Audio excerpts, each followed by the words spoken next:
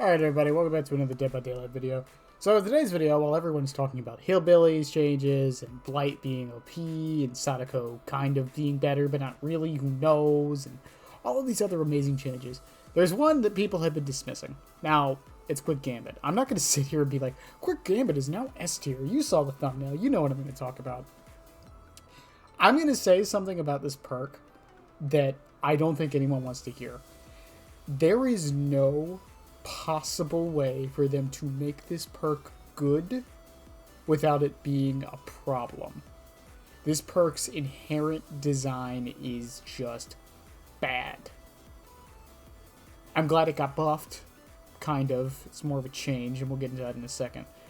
So basically, they buffed the range from 24 meters to 36 meters. Cool. They've reduced their repair speed bonus from 8% to 5%. Cool. So it basically does nothing. It saves you, I think, in total about 5 seconds on a gen, if it's on it at all times.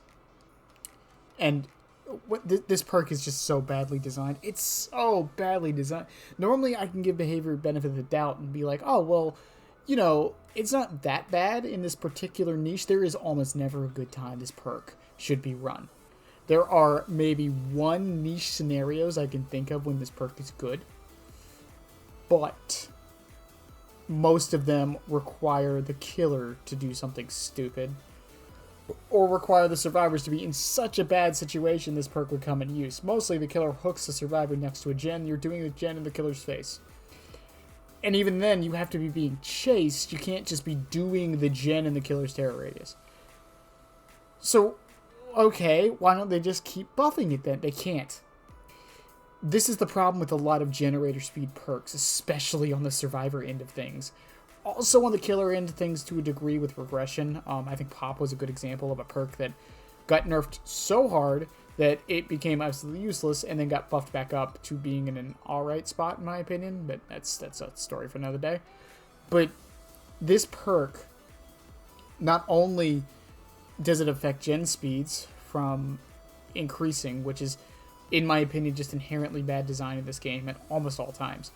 I think also decreasing the speed is a bit bad. I think regression and locking, in my opinion, are the best ways to go about it, which is why I'm also glad, you know, Growing Brace is doing its thing, which is cool. I'm more so in the camp of locking gens than regressing or slowing down the speeds.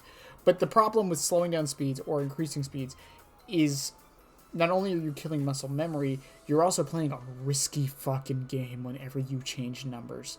Any number you change affects the game in such an immense way. If you lower something from 5% to 3%, it doesn't seem like much, but that shit adds up. And something like this, they can't make the repair speed super strong, because if they do, then it's going to be very frustrating for killers. But they can't make it super weak, because then it just feels useless like it already does. And if they make the range too wide, then survivors will just run this and just give their team bonuses. Like if they made the range, let's say empathy range, like 120 meters, and it was 5% while you're being chased, that's insane. Yeah, I know I said it only saves you about 2 seconds. But that's on a gen most of the time when this is activated. That would be 2 seconds on 3 gens, which is... It adds up. It adds up. This perk... There is no way for this perk to stay in the way it is and still be either good or not busted. There's no in between with this perk. It is either going to be useless or the most broken shit in the game.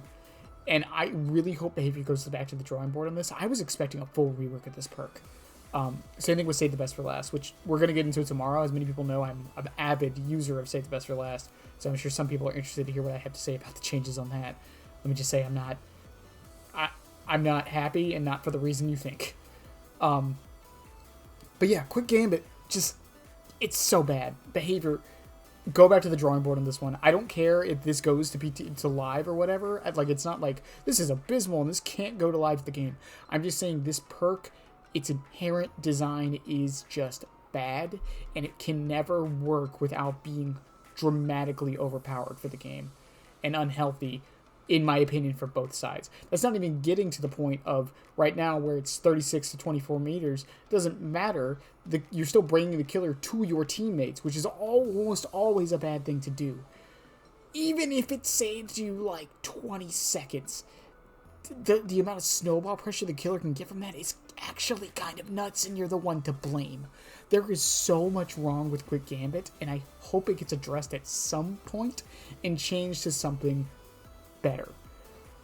My solution, or my proposed change to this perk, is make it so after you have been chased, you gain a buff to repair speed.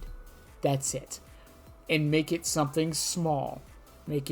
Keep it at the 5%. Make it 8%. I don't care. But after you've been chased by the killer, you get a slight buff to gen speed for like 30 seconds or, I don't know, 25 seconds, some shit like that. So you get rewarded for escaping the killer. It's a quick gambit. You're like getting in the chase to get the benefit to use it later, after you're safe, or after you're in a safe position. Whatever. It's my proposed change. Probably stupid, but who cares? It's better than what we got. Like I said, I don't really know, all in all, how they could buff this perk without it possibly being just so not broken. But I'd love to see ideas. I always like to see ideas. In any case, I love you guys. Like and sub and all that stuff. Twitch links are below. And don't forget, we did our first killer interview video yesterday. We're going to do those once a week from now on. So I'm hoping it go well. In any case, as always, I love you guys, and bye.